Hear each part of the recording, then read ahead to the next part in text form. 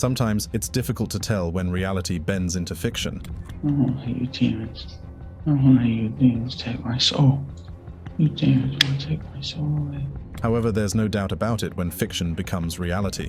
And what are you trying to do to your brother?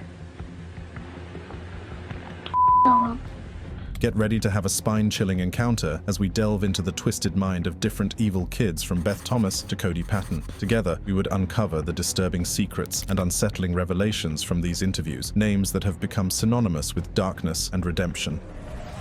Beth Thomas. We have a truly chilling tale to share with you, the interview with the infamous evil kid, Beth Thomas. This is a story that will leave you questioning the very nature of evil and the power of redemption. So without further ado, let's dive into the unsettling world of Beth Thomas and her harrowing journey. As we delve into the depths of Beth Thomas's disturbing story, we must first confront the harrowing reality of her early childhood. Are people afraid of you, Beth?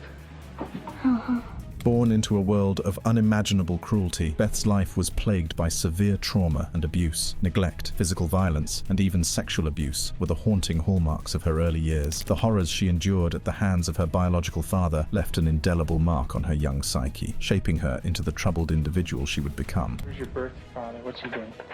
He's right there, and there's his hand. His hand's right there. Where? Right there. You can't hardly see it because it's green. What's it touching? Mother And what is your birth father doing? heart nut.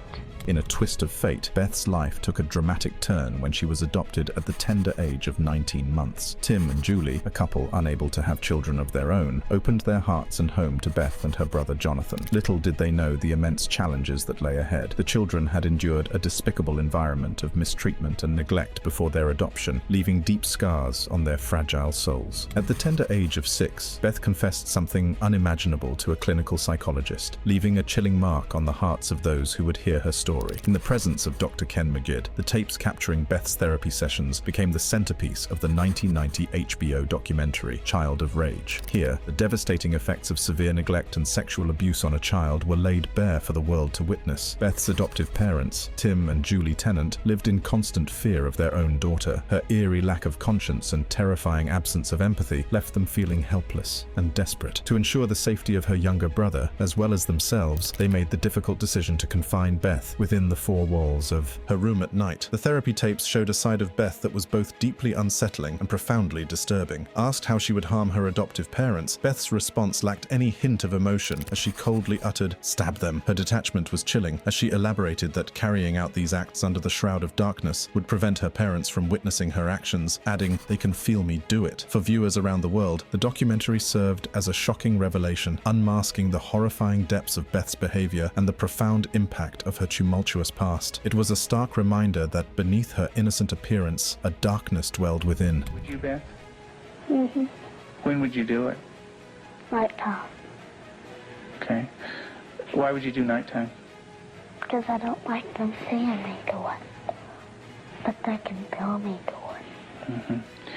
And what would you do to him, Beth?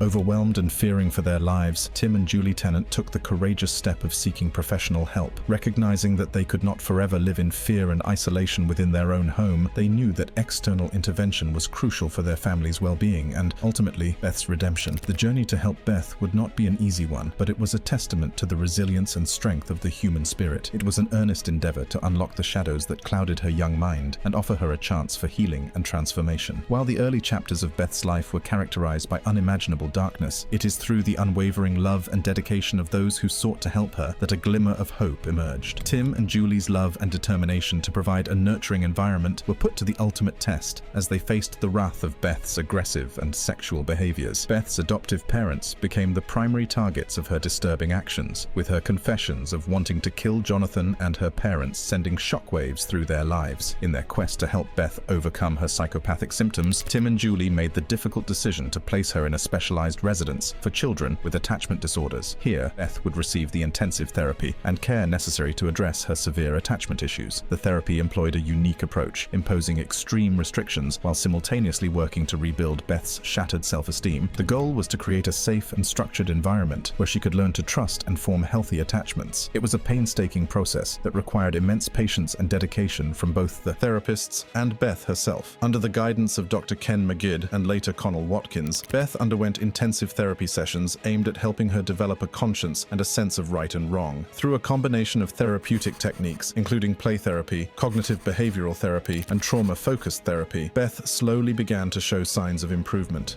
How do you feel when you talk about this? Scared. Over time, Beth's transformation was nothing short of remarkable. She started to develop a sense of empathy and began responding positively to affection. As her therapy progressed, she was able to attend public school, make friends, and engage in various activities that were once unimaginable for her. Beth's case sheds light on the prevalence of reactive attachment disorder, RAD, and the critical importance of early intervention and treatment. Experts estimate that 1 to 2% of children may experience RAD, with a higher prevalence among those in the foster care system. This disorder is characterized by severe attachment issues, leading to troubling behaviors such as resistance to touch, temper tantrums, and manipulative behavior. Without proper treatment, RAD can have long-lasting effects on individuals as they transition into adolescence and adulthood. Undiagnosed RAD can manifest in reckless behavior, difficulties in forming relationships, and challenges with empathy. However, it is crucial to emphasize that counseling and psychiatry can still provide avenues for healing and enable individuals to lead fulfilling lives despite their past experiences. Furthermore, Beth's adoptive mother, Nancy Thomas, has become an advocate for families with adopted or fostered children, offering guidance and support through her program, Families by Design. Ultimately, Beth's story teaches us the importance of empathy, understanding, and compassion, and by acknowledging and addressing the underlying trauma, we can help break the cycle of abuse and provide a path towards healing and redemption. Aiden Fucci. We're having fun in a f***ing cop car. Yep. Tristan. What's up, guys? Next, we delve into the twisted mind of Aiden Fucci, a 14-year-old boy who was sentenced to life in prison for the brutal murder of his 13-year-old classmate, Tristan Bailey. Aiden Fucci's obsession with murder and his desire to kill someone were deeply unsettling and served as red flags to those around him. Friends and acquaintances were disturbed by his morbid fascination as he frequently discussed the topic with them. His obsession went beyond mere curiosity, as he even practiced stabbing motions with a knife, displaying a disturbing level of interest in the act of taking someone's life. His girlfriend, who was interviewed as part of the investigation, confirmed Aiden's obsession and claimed to have heard voices in his head encouraging him to commit murder. This revelation sent chills down the spines of those who heard it, as it hinted at a darkness within Aiden's mind that was beyond comprehension. The video footage obtained during the investigation shed further light on Aiden's twisted thoughts. It showed him engaging in conversations with his friends, discussing his desire to kill someone and the methods he would use. These conversations were not mere fantasies or idle talk. They were filled with a disturbing level of detail and a sense of anticipation that sent shivers down the spines of those who heard them. You know they found this girl, right? Where? In our neighborhood. Down our main street. Is she good? No, she's dead. That's why this is very important. It's all on you right now. What is my problem?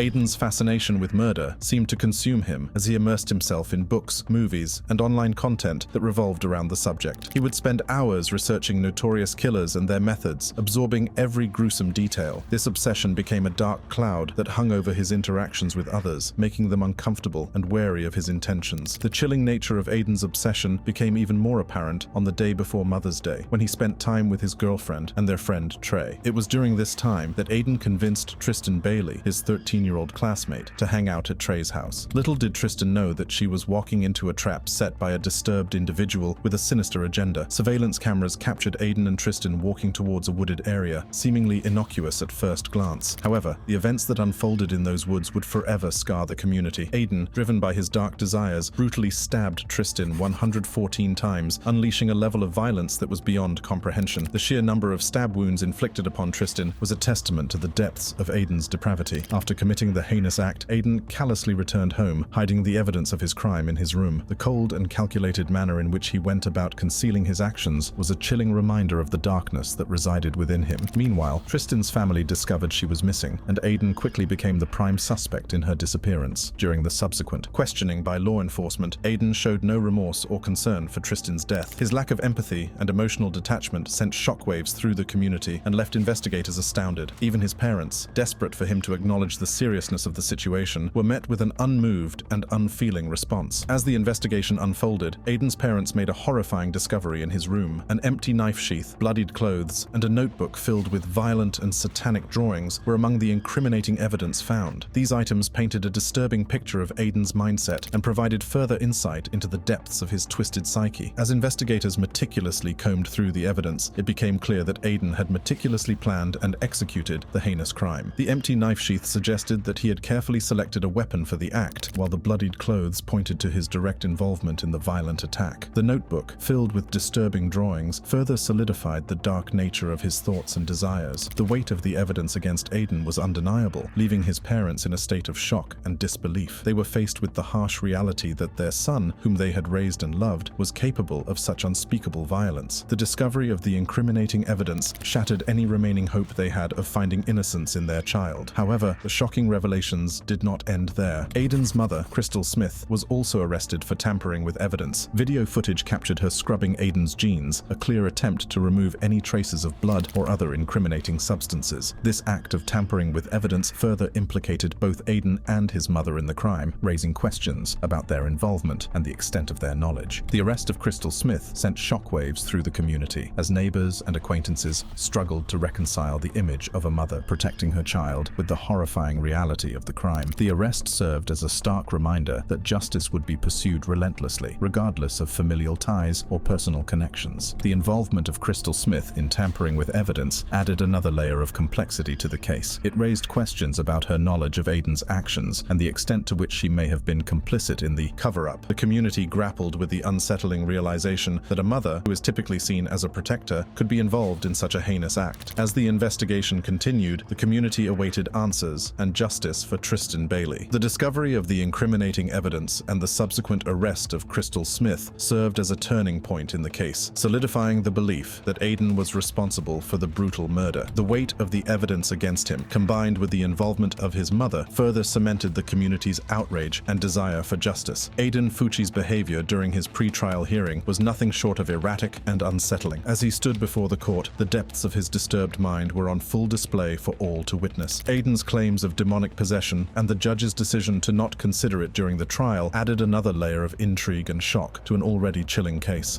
I don't let you demons. I don't let you demons take my soul. You demons will take my soul away.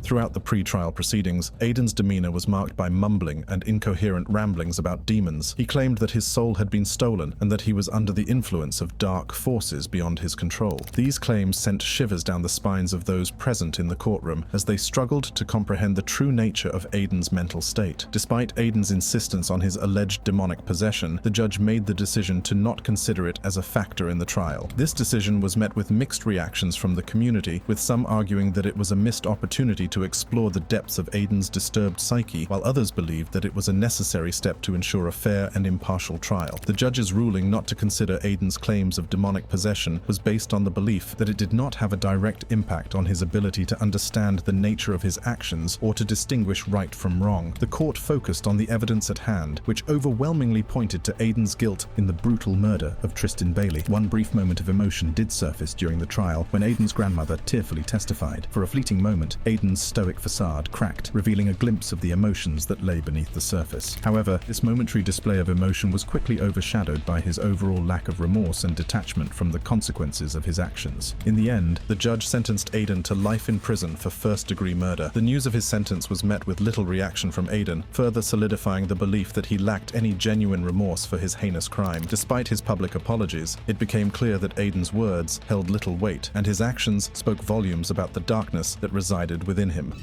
Eldon Samuel, Next, we delve into the twisted mind of Eldon Samuel in an exclusive interview. In this gripping video, we bring you the dark and disturbing story of a 16-year-old boy who forever changed the lives of those around him. As the sun set on that fateful evening of March 24th, 2014, the quiet town of Coeur d'Alene, Idaho, was about to be thrust into the depths of darkness. Police received a distressing call, leading them to a residence that would forever be etched in their memories. Upon arriving at the scene, the officers were met with a chilling sight. Blood trails led them through the house, a macabre path that revealed the aftermath of a violent act. The air was heavy with a sense of dread as they followed the crimson trails, their hearts pounding in their chests. As they ventured further into the house, the true extent of the horror became apparent. 2 lifeless bodies lay in their wake, their faces frozen in expressions of terror and pain. The walls seemed to whisper the haunting echoes of the events that had transpired, leaving the officers with a sense of unease that would linger long after the investigation concluded. One of the deceased was Eldon Samuel's father, a man whose obsession with the idea of a zombie apocalypse had consumed his life. His body bore the marks of a violent struggle, evidence of a desperate fight for survival, but it was the weapon found nearby that sent shivers down the officers' spines. A large machete, its blade stained with the blood of its victims. And he was chasing me to my room, and I had the gun out. He hit me again, and I just pulled the trigger, and I didn't say anything. He kept saying, "You killed me," stuff.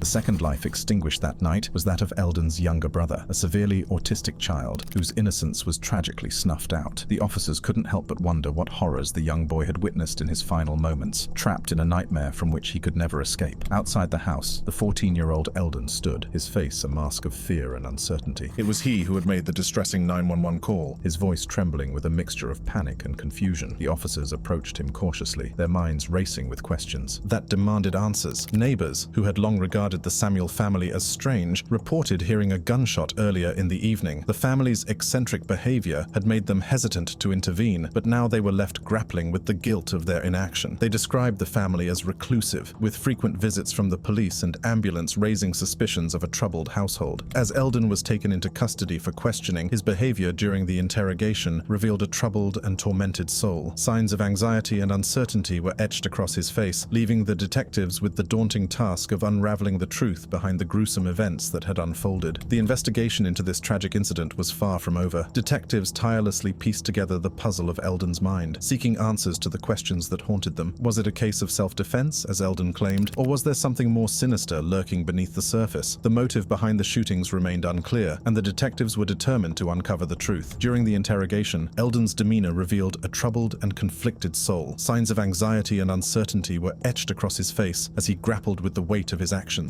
The detectives approached him cautiously, their questions carefully crafted to unravel the truth. Eldon's story began with a chilling revelation. He claimed that his father, consumed by his obsession with a zombie apocalypse, had been shooting at imaginary zombies outside their home. In a horrifying twist of fate, one of his father's shots had struck Eldon, leaving him injured and terrified. In a moment of fear and desperation, Eldon retaliated. He reached for a shotgun, a weapon that had become all too familiar in their household, and fired at his father. The deafening sound of the gunshot reverberated through the house, forever altering the course of their lives. But the horror didn't end there. Eldon's younger brother, a severely autistic child, became caught in the crossfire. In a fit of rage and confusion, Eldon unleashed his anger upon his defenseless sibling, using a machete to carry out a brutal act that would haunt him for the rest of his days. The details of the incident were gruesome and disturbing, as Eldon admitted to the detectives the full extent of his actions. His voice quivered as he recounted the moments of violence, his words laced with a mixture of guilt and sorrow. It was a chilling account that left the detectives reeling, struggling to comprehend the darkness that had enveloped this once seemingly ordinary family. My mom couldn't handle the stress anymore, so she ran away. Have you ever thought about hurting your brother before? Yeah. As the detectives pressed for more information, Eldon's motivations began to surface. He suggested that his brother's behavior, coupled with his father's actions, had driven him to the edge. The neglect he felt from his father, who seemed to prioritize his brother's needs over his own, had fueled a deep-seated anger within him. But the detectives were not satisfied with these explanations. They probed deeper, seeking to understand the true nature of Eldon's actions. Was it a momentary lapse in judgment, a result of the chaos and fear that had consumed their household, or was there something more sinister lurking beneath the surface? The conversation between Eldon and the detectives reached its climax as they posed the ultimate question. Why did he do it? The room fell silent as Eldon grappled with his response. His voice trembled as he spoke, his words a chilling mix of anger, resentment, and a desperate cry for attention. Eldon's actions, it seemed, were premeditated and deliberate. The detectives listened in horror as he revealed the depths of his darkness, the twisted thoughts that had plagued his mind. Multiple weapons had been used, each one symbolizing the depths of his despair and the lengths he was willing to go to rid himself of the burdens he felt. In the end, the detectives were left with more questions than answers. The true motive behind the shootings remained unclear, and the complexity of Eldon's emotions left them grappling with the unsettling truth of the human psyche. The legal proceedings surrounding the case of Eldon Samuel were a somber affair, as the community sought justice for the lives lost and closure for the grieving families. The courtroom was filled with a palpable tension as the weight of the tragedy hung heavy in the air. As the trial unfolded, the prosecution presented a compelling case, painting a vivid picture of the events that transpired on that fateful night. The evidence, coupled with the chilling testimony of Eldon himself, left little doubt as to his involvement in the heinous acts that had forever changed the lives of those involved. The defense, on the other hand, sought to shed light on the troubled dynamics within the Samuel household. They presented a case that highlighted the neglect and abuse Eldon had endured, painting him as a victim of circumstances beyond his control. It was an attempt to humanize a young man who had committed unspeakable acts. The courtroom was filled with a mix of emotions as the judge prepared to deliver the verdict. The families of the victims, their hearts heavy with grief, sought solace in the hope that justice would be served. Eldon, too, awaited his fate, his face a mask of remorse and uncertainty. After careful consideration of the evidence and the arguments presented, the judge pronounced the verdict. Eldon Samuel was found guilty of second-degree murder for his father and first-degree murder for his brother. The weight of the sentence hung heavy in the room, as the magnitude of Eldon's actions reverberated through the hearts of those present. The judge, in delivering the sentence, acknowledged the complexities of the case. The premeditated and deliberate nature of Eldon's actions, coupled with the devastating consequences, demanded a punishment that reflected the gravity of the crimes committed. Eldon was sentenced to 20 years in prison, a fitting consequence for the unimaginable pain he had inflicted upon his family and community. Cody Patton. Next, Cody Patton, a name that will forever be associated with darkness and evil. But who was this young man before he committed such a heinous crime? To understand the twisted mind of Cody Patton, we must first delve into his background and his relationship with his classmate, Michaela Mickey Costanzo. Cody Patton was born and raised in a seemingly ordinary family in Elko, Nevada. Friends and neighbors describe him as a quiet and reserved individual, often keeping to himself. However, beneath that calm exterior, there were signs of a troubled soul. As a child, Cody exhibited anger issues and a history of violence, causing concern among those who knew him. It was during his high school years that Cody's path crossed with Mickey's. They were childhood friends who had recently entered into a romantic relationship. At first, their relationship seemed like any other teenage romance, filled with laughter and shared moments. But as time went on, the true nature of their connection began to reveal itself. Witnesses recall instances of Cody's possessiveness and jealousy towards Mickey. He would often display signs of stalking behavior, constantly monitoring her every move. Friends and classmates noticed the fear in Mickey's eyes whenever Cody was around, hinting at a much darker side to their relationship. As the investigation into Mickey's disappearance unfolded, Cody's behavior during the search raised suspicions. Inconsistencies in his statements and signs of anxiety only added to the mounting evidence against him. At that time, Michaela called me back, and I called her again because I didn't have my phone. And then she answered. I said, "So can you come help me?" And she goes, "Give me just a second. I just got in the locker room. I'll get ready and I'll call you back." I said, "Okay." I don't know how long later, then she called me back. Was that on a text or from the phone? Phone. Okay. The discovery of tire tracks and blood splatters in the desert led investigators to a shocking revelation: the body of Mickey Costanzo, buried in a shallow grave. The evidence against Cody was overwhelming. Surveillance footage and witness testimonies painted a chilling picture of his potential involvement in Mickey's murder. The pieces of the puzzle were slowly coming together, revealing a disturbing truth about the depths of Cody's depravity. The investigation into the murder of Michaela Mickey Costanzo took a dark and twisted turn as the evidence against Cody Patton began to mount. Law enforcement agencies worked tirelessly to uncover the truth behind this heinous crime, leaving no stone unturned in their pursuit of justice. From the moment Cody Patton became a person of interest, investigators meticulously examined every aspect of his life. They looked into his background, his relationships, and his behavior leading up to the disappearance of Mickey. What they discovered was a chilling pattern of obsession and violence. Witnesses came forward, describing Cody as having anger issues and a history of violence. Friends and classmates shared stories of his possessiveness and jealousy towards Mickey, painting a disturbing picture of their relationship. These accounts raised concerns about Cody's potential involvement in the crime. As the investigation progressed, inconsistencies in Cody's statements and signs of anxiety only deepened the suspicions against him. Detectives carefully analyzed surveillance footage, which revealed Cody's presence near the area where Mickey's body was eventually found. The discovery of tire tracks and blood splatters in the desert further linked him to the crime scene. In a shocking turn of events, Cody eventually confessed to the murder of Mickey. He described a heated argument that escalated into a violent altercation in his car, resulting in Mickey hitting her head. In a desperate attempt to cover up his crime, Cody tried to revive her, but ultimately decided to dispose of her belongings and burn her clothes. The coldness and calculated nature of his actions sent chills down the spines of those listening to his confession. Yeah, you said you cut her on the neck? Yes, sir. And that was with the shovel? Yeah. I think it looks like that. The blade part? Yeah, I tried to go like that and it didn't work, and that's when I pulled the... It's an E-tool, an entrenching tool, a military shovel.